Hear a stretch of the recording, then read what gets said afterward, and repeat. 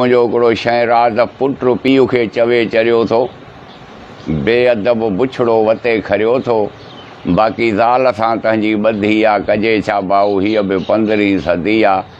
चवे न जेको अॼु सचु सोभिरंदी आहे। पीउ जी पुठी उघाड़ी त पुट मोबाइल धारी आहे, सॼो ॾींहुं कन ते वरी बरनि में बहारी आहे। माउ खां वधे तंहिंखे ज़ाल प्यारी आहे, ज़ाल ॾांहुं ज़रो ज़ाया न करे वरी माउ ॾोंहुं कननि ते कंदी आहे, कजे छा भाऊ हीअ बि 15वीं सदी आहे। चवे न जेको अॼु सचु त अॼु उहो बि रज़ी आहे। अॼु डिश मुल्क जो छॾियो कमु लाहे, माईअ खे आहे चोलो गोॾनि ते त पियल पतलून आहे। खयो मोबाइल वरी ॿाहिरि नंबर पई मिलाए, ख़बर न आहे त अॻियां अधो लाइ अधी आहे, कजे छा भाऊ हीअ बि 15वीं सदी आहे। चवे जेको सचु त अॼु उहो बि रज़ी आहे।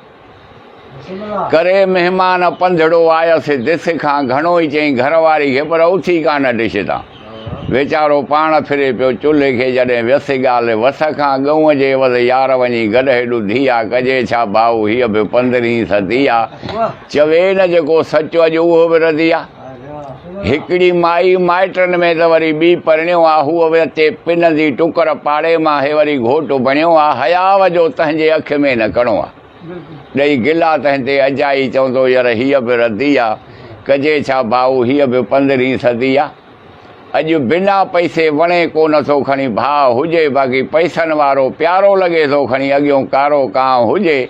मिटी बि उन सां कबी जंहिंसां औरत जो चाह हुजे, कुझु को बि कोन थो, छो जो लाइन सिधी आहे, कजे छा भाऊ हीअ 15वीं सदी आहे। चवे जेको सचो त अॼु उहो बि रज़ी आहे। अॻे उथण सां मानी मिलंदी, मखण सां हाणे आहे चांहि जी प्याली, तॾहिं त इहा इंजण फैला जो तेल मिले थो चाली। हणो किक त खड़के भई खाली, पियल पुठाड़नि ते रुगो ख़ाली गदी आहे, कजे छा भाऊ हीअ बि 15वीं सदी आहे। चवे जेको सचो त अॼु उहो बि रज़ी आहे। इलाही भई चइबो सचु भली कंहिंखे न वणे, सचु चवणु शहादत आहे। मूं ॾिठी आहे ॻाल्हि घणे, सिर मुंहिंजो हाज़ुरा भली को त लुणे, खुटल हयाती बि कंहिंजी न वधी आहे, कजे छा भाऊ हीअ बि 15वीं सदी आहे। चवे जेको न अॼु सचो त अॼु उहो बि रज़ी आहे।